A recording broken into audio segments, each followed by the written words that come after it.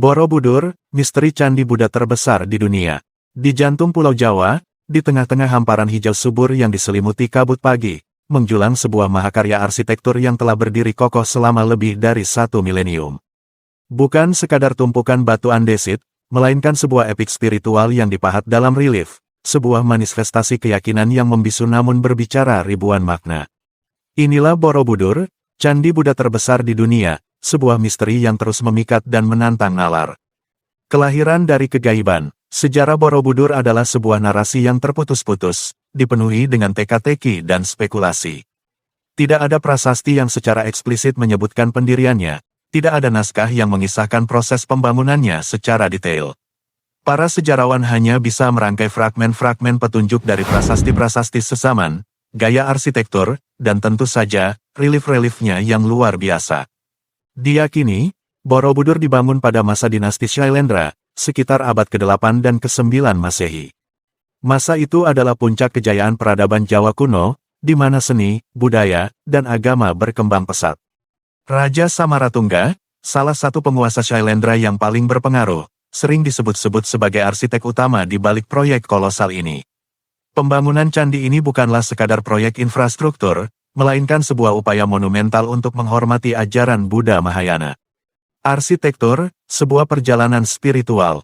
Borobudur bukanlah sekadar bangunan, melainkan sebuah mandala raksasa, sebuah model alam semesta menurut kosmologi Buddha. Struktur candi ini terdiri dari 3 tingkatan yang mewakili 3 alam dalam ajaran Buddha.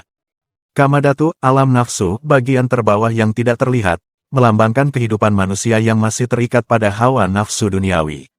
Bagian ini tertutup oleh timbunan tanah untuk menstabilkan struktur, namun relief-reliefnya yang menggambarkan karma pala, hukum sebab akibat masih ada di baliknya, menyiratkan bahwa nafsu adalah dasar dari segala perbuatan.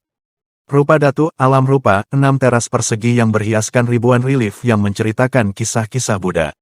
Disinilah letak jantung Borobudur. Dinding-dindingnya adalah sebuah kitab suci yang dipahat.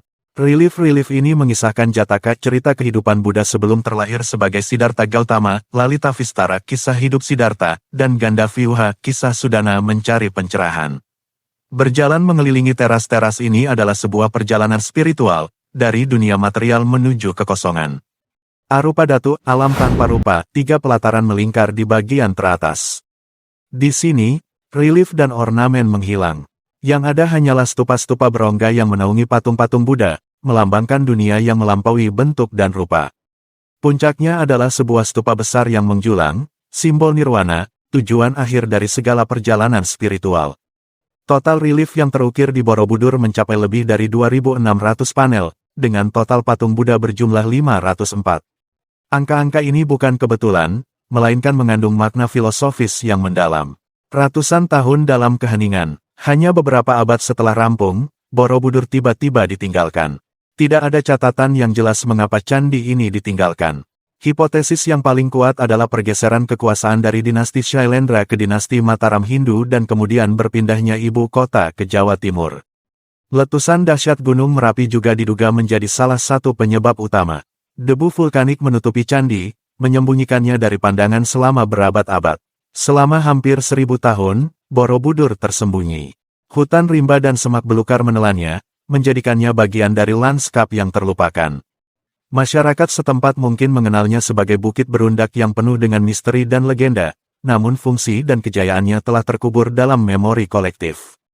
Penemuan kembali dan restorasi. Pada tahun 1814, saat Jawa berada di bawah kekuasaan Inggris, Gubernur Jenderal Thomas Stamford Raffles mendengar cerita tentang sebuah bukit besar yang dipenuhi ukiran di desa Borobudur. Ia kemudian memerintahkan insinyur Belanda, H.C. Cornelius, untuk membersihkan dan meneliti situs tersebut. Penemuan Borobudur adalah sebuah momen epik dalam dunia arkeologi. Perlahan-lahan, lapisan tanah dan vegetasi disingkirkan, menyingkap keajaiban yang telah tidur ribuan tahun. Namun, kondisi candi saat ditemukan sangat memprihatinkan. Banyak batu yang runtuh, patung yang hilang, dan relief yang rusak. Upaya restorasi besar-besaran pertama dilakukan pada tahun 1907 di bawah pimpinan Theodor van Erp.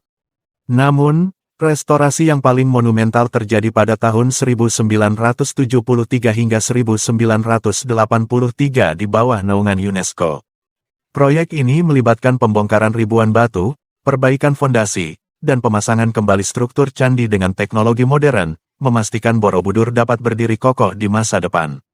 Borobudur sebuah warisan abadi. Hari ini, Borobudur tidak hanya menjadi destinasi wisata, melainkan juga sebuah situs ziarah bagi umat Buddha di seluruh dunia.